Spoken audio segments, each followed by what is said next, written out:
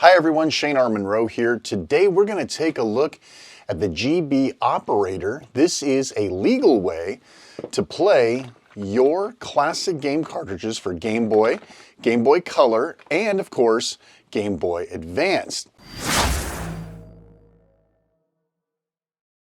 So who is this product for?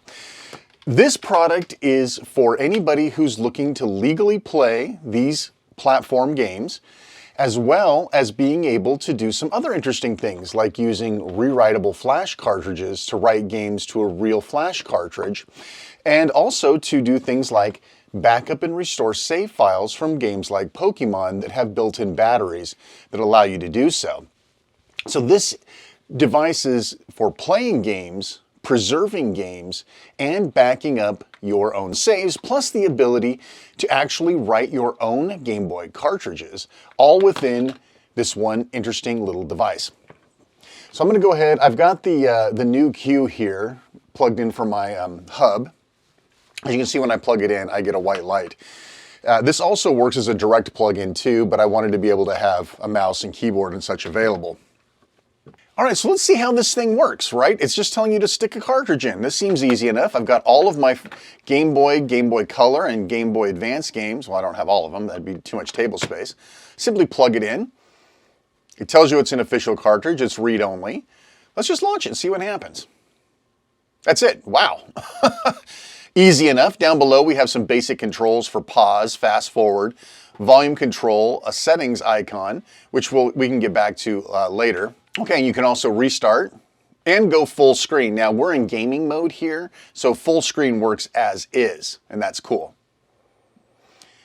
And let's take a look here. I'm glad the volume's not too loud because I wouldn't want to hear about it from Nintendo. Now I keep hitting the mouse over here, that's why this little menu keeps coming up, but you wouldn't normally see that. It should go away in a moment. All right, you get the idea. Listen, it's Tetris, right? So you need an escape button, right? I mean, there is no escape button unless you want to use the keyboard. So you'll want to map an escape button to one of the rear paddles or something like that to get out. Okay, or you could use the standard mouse emulation that comes with the Steam Deck. Okay, so that works out pretty well.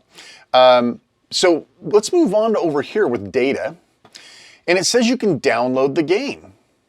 How cool is that? So listen, you could dump your own cartridges, the thing that everybody tells you should be doing for legal emulation, dump your own cartridges. Okay, so I could dump this game. I'm going to save it to my downloads folder. And that's it. I mean, it's a little tiny game. It's already done. There was no progress indicator or anything else to look at, so it's already done. There's no save game data to dump down because Tetris doesn't have a battery in it for a real-time save. So let's put a game in that does. Say Pokemon. Okay, official cartridge, it's read-only, that's good. That means it's not a bootleg. Let's go to data. And now we have a download save and upload save. So let's download the save, hit start. And you can see I've already done a save version for this already. We're just going to overwrite it. Now there's definitely some UI problems that I'll report to Epilogue about. I'm going to go ahead and say yes. You can see it if you're looking really close. Okay, so now I've downloaded the save. Now I could take a brand new fresh Pokemon cartridge, plug it in, and hit upload save. And then I could upload a new save to Pokemon. You could do that for cheats or whatever. I'm not into that sort of thing myself, but this is about not just playing these games, but preserving these games and your valuable save data that's in here before this battery inside goes dead. And of course, you can do the same thing here, download the game, which of course I've already done, but we'll do it again anyway. Again, mouse and keyboard, probably a good idea to have for this emulator. See, it's downloading. Great, now I've got a backup that I can now play in Emulation Station or wherever I want. And you dumped it yourself, right? You're actually doing legal emulation. It's crazy. Or of course, listen, you don't have to go through all that harangue. Just plug the damn cartridge in and hit launch. Unfortunately, like I said, you'll have to use the mouse emulation here. Easier with a desktop, but there you go. Wow, that's really, really cool. And again, escape to escape emulation. And I think if you hit enter, it's okay as well. So you might want to map 2 controls to the back of the deck, enter and escape in order to navigate this properly without having to use a mouse or mouse emulation over there. Okay, that's really neat. So what else can we do here? Obviously we have Gameboy games, as well as Gameboy Color, which I have on this rewritable cartridge. Let's see what that looks like. So this rewritable cartridge, see, it says it's rewritable. It's an unofficial cartridge, so if I bought this and it was supposed to be Pokemon, right, and they happen to put it in the same case and the whole bit, I would know that it's a bootleg. And this is a Game Boy Color game, Alone in the Dark. Let's launch that guy. You can see that it's downloading the game for the first time. It puts it inside of a folder. I'll have a link in the bottom description that tells you where this is being dumped to. Of course, you could always just save the game yourself, but if you want to see where it's dumping all these games to, you can. And I'll move the mouse out of the way so I don't keep hitting it. Get through all this so you can at least take a peek.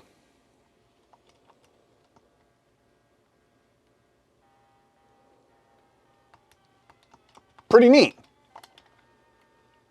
And you see we've definitely got color going on here, so that's very nice. All right, and the controls work as they should outside of escaping or getting out of the game. Neat.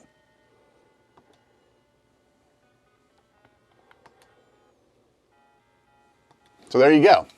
And you could just pull the cartridge out, right? Now you wouldn't do that on a real Game Boy or Game Boy Color or Game Boy Advance, but in the purposes of this, that'd be great. Now, if you were playing Pokemon though, you would want to exit properly so that it automatically commits the save file back when it's done. Now, a couple of esoteric things we should probably cover with regards to this product. Here's WarioWare Twisted. Now, what makes Twisted so cool is it's got a gyro inside here that's supposed to be able to tell when you're turning the product and send it back to the emulator. So let's go ahead and run this. This is the first time I've played it. By the way, this download only happens once. So once the game has been pulled down and saved into the cache of the operator software, it will it'll just instantly start playing. And we'll demonstrate that in just a second. Let's get this downloading for the first time. Again, we have an official cartridge. It's a read-only cartridge, so we know it's the real deal. And of course, you get this kind of cool internet pulled data down, right? You get the game itself, a little description, kind of nice. We'll go into settings here in a minute and show you around that. I just wanted to get this piece done here. Okay, so of course, again, we could pull this out, put it back in, and relaunch it. I was going to touch the screen. Okay, so no, boom, done, right? So it's cached, that's cool. All right, so if we move our way through here, I know what you're thinking, we'll just Velcro this thing to the back, and it would still work. So that would be great if that were the case. Let's press start. We know this. Like a little guy running around in a circle. Okay, skip that, I thought so. All right, so this is the point where you're supposed to spin your Game Boy to rotate through the options. No, doesn't work, sorry. So anything that's sort of gyro related, I think the Game Boy camera does work fine, but anything that's relying on an extra piece of hardware or sensor data being sent back is probably not going to work out. And no, you can't use these. There was a ROM hack for this that would allow you to spin using the bumpers. Unfortunately, none of that actually works. So that makes this game particularly useless, even if you were to somehow strap it to your deck and try to use it that way. Okay, so no go on this guy. That's too bad. A couple of other things I will warn you about with peace and love, peace and love. Here are some old yet popular GBA flash type cartridges. These don't work in here. In fact, I do believe it will tell you nothing. It doesn't have a clue what the hell you just plugged in there. And I think this one does. No, this one does something different. But you can't. It's not designed to work with this. So you could try to go into data and see if you can do anything, but there's nothing to download. These things don't work. So if you're looking to use a flash, like a micro SD based cartridge or one of these really old flash cartridges in here, it's not going to work. But you can, as I said, use these rewritable cartridges to make a real physical version of any of the ROMs that you have, and then take this and put it on a real device. It does have battery backup. I'll leave a link in the description below where you can buy these things. They come in different sizes, different colors, that sort of thing, so that's kind of neat. Okay, so we've seen the thing in operation. We know we can download the saves and upload the saves for preservation. We know we can dump our own ROMs out of these cartridges, and we can use Game Boy, Game Boy Color, and of course, Game Boy Advance. So we got all three platforms covered. We can't use devices like this, too bad. So what else do we have going on here? Well, let's go ahead and pop in Yoshi's Island, and let's go look at settings. Okay, so autosave to cartridge, right? So you have to turn this on to get the saves to go back. Now, I think they turn this off by default. It used to be on by default, but they turned it off because somebody corrupted their saves and probably sued them or something. Fast forward speed multiplier, right? Auto detect Game Boy model start, which is kind of nice. Use BIOS files if found, right? So you could use an official BIOS file for the hardware if it's present in the system directory. I don't use that. I just use what they got built in. Skip BIOS intro. Sure, that's great. Some video, default Game Boy Color palette. This is important to a lot of people. I mean, look at all these different palettes you can choose from. Not so much important to me, but I just prefer the standard thing. Hardware Game Boy preset palettes, Super Game Boy borders, as we were talking about earlier. Color correction, right? So you can actually adjust the output colors to match the display of real hardware.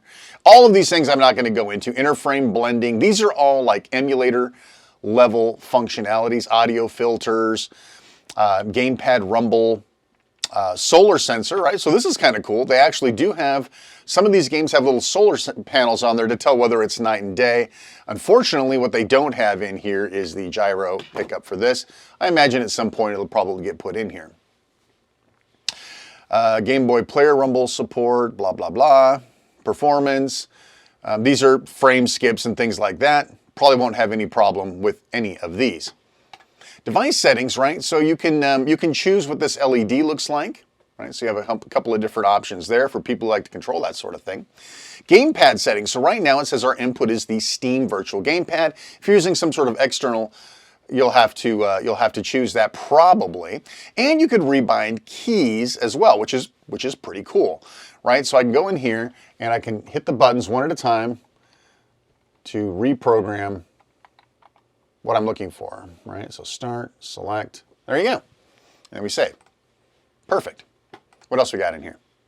Keyboard bindings, right? You can play these with a keyboard as well, right? So you have return, backspace, arrows, Z, S, X, and A, right? So you can play with the keyboard, which is sometimes kind of nice. You don't want to reach up here, right? So we could actually test that out. We have created the Save Vault, a folder where you can access all the saves backed up automatically by your operator device. I don't think this works in, gaming mode, but let's try it. No, it'll work in desktop mode, I believe, though. So whenever you try to launch a game, saving your, oh, it is going to try to do it. Sweet. Oh, it opened up a tool for it. That's really funny. But anyway, you can see where everything is in here. I don't think I can actually resize these columns, though, so it's not super useful. Back out of here. Okay. That's pretty much it, right? Now to get out of here, I think you use not even escape works here. So you'll have to go, this is one of the kind of weird things, you'll have to go into one of these other settings that has a save and hit save and you'll be back out. Okay, so it's not without its little quirks, right? But if you're using this as a day-to-day thing and all you want to do is, hey, I'm ready to play some, I don't know, lock and chase, I'm ready to go, let's play. Launch it. You're going to have we're going to have, oh, there we go. Did you notice how long that took? That's because I've never put lock and chase in here. It took a moment to pull out the stuff, right? So you'll have to use a little bit of mouse action to get this going. Oh, now that's fun. Try cleaning the cartridge. Okay, let's go ahead and cancel. We'll do the old Nintendo blow test. Try it again. Launch. What do you know? It actually does work. Okay, so there you go. I mean, so this little device, it's not for everybody. I understand that most people don't want to pay for anything anymore. That seems to be where our society is going. I want everything for free, and I want it as convenient as possible. This is not super convenient. You have to plug it actually in, and but it does move with you. This can go to your PC, this can go to another device, and you can move this around. It's not like something you only buy for the deck. You can take it to your PC and use it. I will link a video up above there that will show you my full review of this on the PC, and I'll show you a lot more stuff about it. It's slightly older software, but I think it's all germane, and you'll have a good time watching that one as well if you're interested in learning more about the GB Operator in a more generic fashion, not necessarily with the Steam Deck. There's something to be said for the power of being able to write your own cartridges on a cheap and easy tool like this, right? I mean, maybe there's a really rare Game Boy game that you'd like to play on a real Game Boy, right? You can't afford it because the cartridges cost like $300. So you could take and write that game to this device and then plug it into a real Game Boy, right? That's just fantastic. Being able to do that, of course, you're not going to be able to see it because these screens are terrible, but being able to just, there you go. That's just... I don't know how else, I get excited about stuff like this because this was never something that was possible in the old days, you know, especially if you want to play some of those really hard to get titles, those expensive titles that you just can't buy real cartridges for. You would do it if it was cheap enough, but it's not, so you're going to write your own cartridge. These aren't too bad in price, and I'll give you a link again down in the description below. All right, this is really cool, right? I mean, this is... For some people, this is a dream, being able to take all of these cartridges. I mean, I know people that have hundreds of these things laying around, and now you actually get not only the ability to back up those saves and preserve your own personal data, right? But you can get back to the tactile nature of these things. Now, I know, listen, I'm gonna get in grumpy old man mode here for just a minute, but there's something, I don't know, there's something special about taking a physical cartridge with the beautiful box art and all that, and just sticking it into someplace, you know, sticking it into a cartridge port. You may not understand why do people go out and buy these things when you can download them in 2 seconds off the internet? There's a reason why people still want this stuff. There's a reason that people still want that sort of tactile experience. The GB Operator brings that tactile experience to your Steam Deck, to your PC. I believe there's a Mac version as well. And it works extraordinarily well. So I'm going to have a link down below where you can buy this great little guy from Epilogue.